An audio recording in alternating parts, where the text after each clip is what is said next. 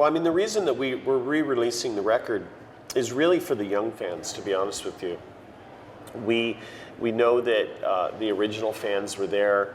We see them at the concerts. We see them online. We have a relationship with them. But the new fans that are discovering us through Rock Band, Guitar Hero, through the internet, we wanted to give them an opportunity to get the record. And also it's 20 years, and also we're going to perform the album in its entirety starting in America on Crewfest 2.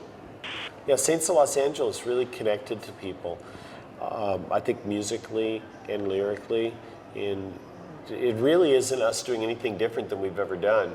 But if you stick around long enough, and we're coming up on 30 years together, I guess people, they rediscover you when they come and they buy a new record from a band that's been doing this for a long time, and they go, you know what, this sounds just like the songs I hear on the radio. I really like this. I think that gives it validity, and it's not Motley Crue trying to sound like somebody else in 2009. It's Motley Crue being Motley Crue.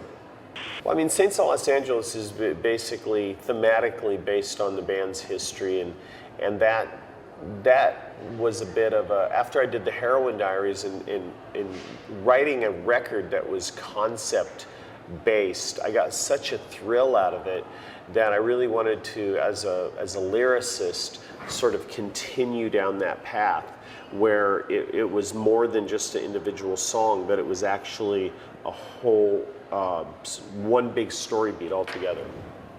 We've been talking about coming back to Europe in the spring of 2010. Our mistake is that we allowed management in the old days to book us for 12, 13, 14, 18 months in America, and by the time they would come around to go to South America or go to Europe, we were burnt.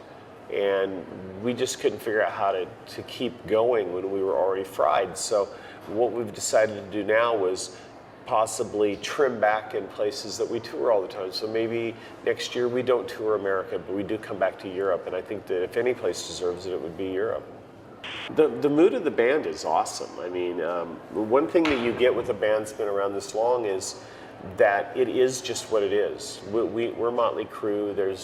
We're not, you know, any other band.